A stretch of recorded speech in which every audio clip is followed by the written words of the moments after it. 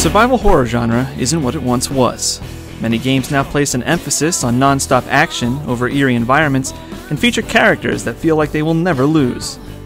Silent Hill Shattered Memories bucks the current trend, instead looking back to where it all began, asking gamers not to take on an army of the undead, but to simply survive. It isn't until you complete Shattered Memories that you realize just what a wonderful surprise of a game it was that you just played.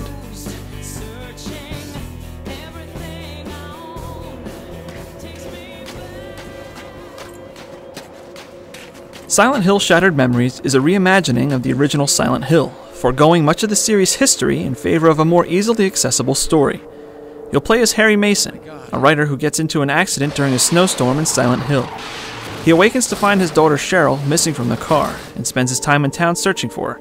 Along the way, events cause Harry to question just who he is, and he'll encounter the strange, dark otherworld as he progresses.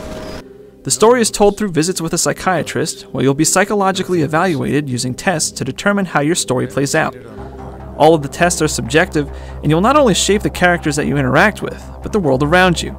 For example, there are 4 different possible policewomen you could be introduced to at the start of the game, the result dependent on how you answered your first psych test. It's an interesting way to change the dynamic of a game, and I'm surprised it works so well. Choices that you make during the actual game will also impact how the game ends, and with 5 different endings, there's plenty of reason to go back and find out which choices change which aspects of your own personal Silent Hill.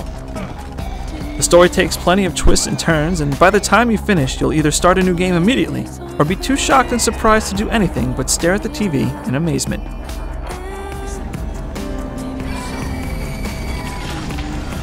There are 2 main aspects when trying to survive in Silent Hill. In the real world, you'll spend your time exploring the area, looking for Cheryl, solving puzzles, and interacting with a handful of other people in the town. The only tools you'll ever get for the entire game are a flashlight and your cell phone. Your phone is one of the key elements to the game, as you'll be receiving calls, voice messages, text messages, and photos throughout your journey. Some calls will provide you with clues for puzzles, and others will just flesh out the story a bit more. The puzzles in the game often require you to use the motion controls to solve them, and range from finding poorly hidden keys, to exiting the back of a police car, to finding the proper control sequence for a drawbridge. None of them are particularly difficult, but they do still break up the wandering moments of the game pretty well. Throughout the game, true to classic Silent Hill fashion, the real Silent Hill will transform into a twisted version of itself, full of demented monsters. Unlike previous incarnations of the title, you will not be tasked with fighting the beasts. Instead, Shattered Memories wants you to simply run away. The only weapon you'll ever see is a flare, which can be used to scare the deformed creatures away for a few moments, but you must constantly be moving, or else the demons will catch up with you. If you do happen to get snagged by one, you'll have to throw it off by shaking the controller in the direction you want to throw the monster.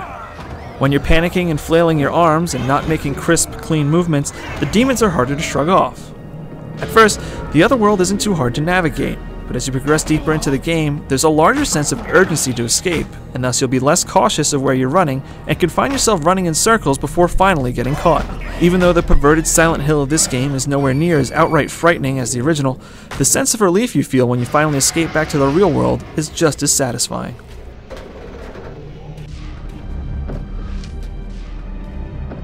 When people think of a Wii game, the common misconception is that the console has inferior presentation when compared to its high-definition competition.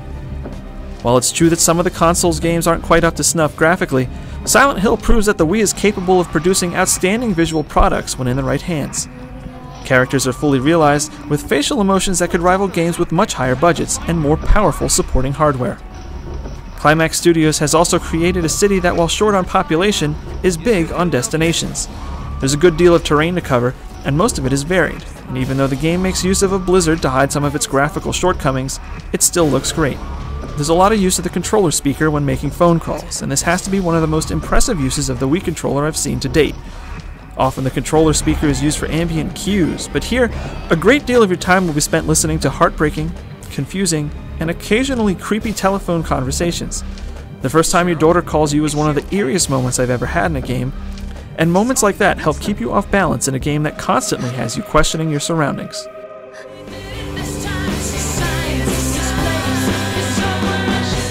Silent Hill Shattered Memories is without a doubt one of the year's finest games. The game will have you rethinking just what you thought developers were capable of with a game emotionally and psychologically, and only furthers the point that great games can be developed for the Wii. Shattered Memories strips survival horror down to the bare essentials and comes out as one of the strongest games in the genre's history. Thanks for watching, and be sure to check out the full text review on Gamervision.com.